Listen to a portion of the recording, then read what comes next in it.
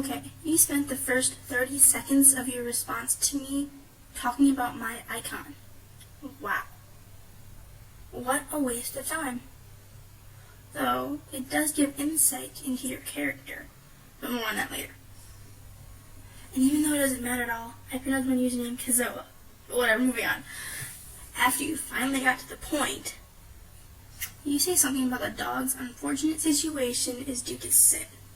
So you're saying that because someone somewhere did something bad, the dog, who did nothing wrong, had to be born blind and all that, as a punishment to the person who did the bad thing? Do you not see how absurd that is? I'm sure none of the poor starving children in the world did anything to deserve their fate, yet you say that they have to suffer for someone else's crime. If there was a God, he would have to be evil or impartial. There is no justice in harming innocents because of what someone else did, or even what their ancestors did. And in the drunkard's case, did his drinking affect someone half the world away his life? I don't think so. God would have to be pretty staggering against such a thing. And then you say God loves us. Yet, if we don't do exactly what he says and get rid of our ugliness, we're supposedly going to go to hell? That doesn't equate to a loving God.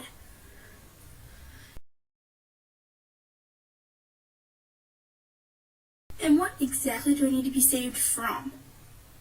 I never got that whole deal.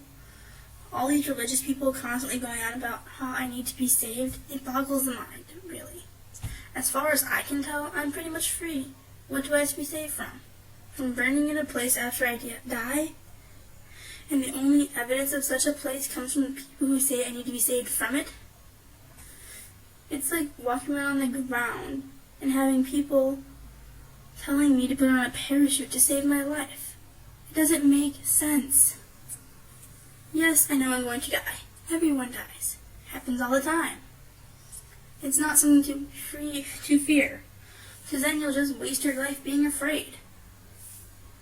You say I'd be saved from death, but you also say everyone dies. Contradiction much? And Jesus Christ is not equal to life. Jesus Christ is a storybook character. Life equals living, going out and doing things, not some storybook character. And moving on to my second video. You ignore every major point I make. Good job! The first and last points I made were meant to be a tad bit funny. It would be nice if you would actually address the points I make, but I don't hope for much. And then, we don't ask who created God. Why not? Think about it. Why would he just exist for an eternity, and then decide on a whim to make everything?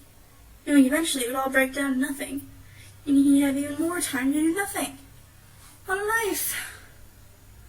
These things don't make sense. I'll explain it all in my other video, which I'll put up at the same time as this one. And moving on to video 3. Yes, I wasn't nice. Not at all. Your video was just so full of pure stupid and mean, I couldn't help it. Besides, I hate being fake nice. It's like lying. Not good. Ad hominem. You're so guilty of that. The 30 seconds you spent at the beginning of your reply show that. How you skip over my arguments shows that. I don't think you're capable of really defending your beliefs, so you just skate around picking fun at people. I know, saying an idiot is not ad hominem, but that's not what you do. You ignore people's points, and instead go on about how their icon looks.